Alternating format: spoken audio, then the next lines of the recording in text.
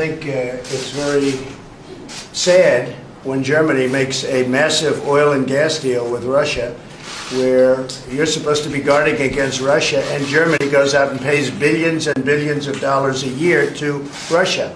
So we're protecting Germany, we're protecting France, we're protecting all of these countries, and then numerous of the countries go out and make a pipeline deal with Russia, where they're paying billions of dollars into the coffers of Russia.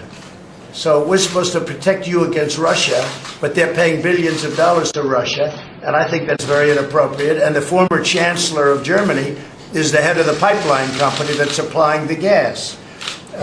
Ultimately, Germany will have almost 70% of their country controlled by Russia with natural gas. So you tell me, is that appropriate? I mean, I've been complaining about this from the time I got in. It should have never been allowed to have happened.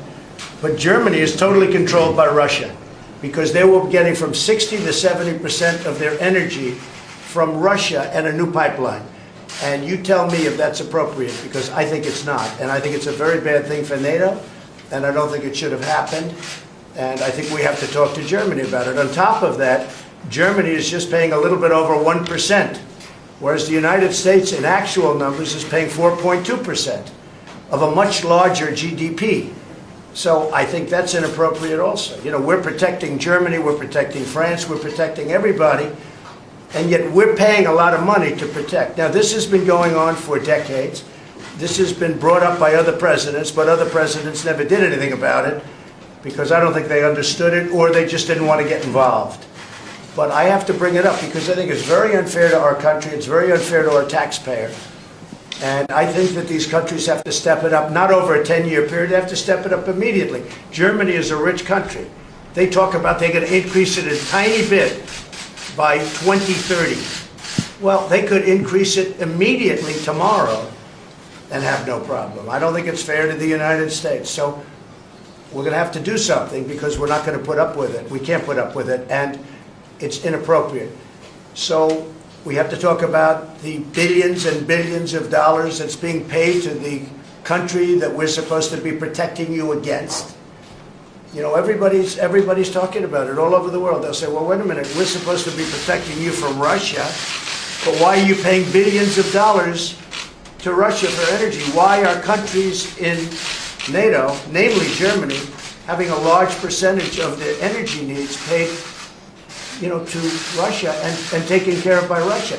Now, if you look at it, Germany is a captive of Russia, because they supply. They got rid of their coal plants. They got rid of their nuclear. They're getting so much of the oil and gas from Russia. I think it's something that NATO has to look at. I think it's very inappropriate. You and I agree that it's inappropriate. I don't know what you can do about it now, but it certainly doesn't seem to make sense that they pay billions of dollars to Russia, and now we have to defend them against Russia.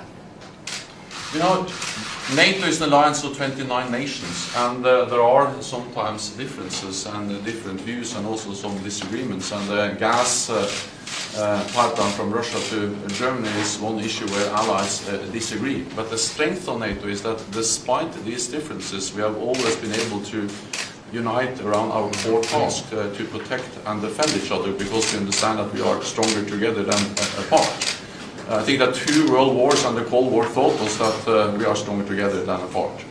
But how can you be together when a country is getting its energy from the person you want protection against, or from the group that you want protection? Because we understand that when we stand together, also when dealing with Russia, we are stronger. I think what we have seen is that... No, you're just making Russia richer.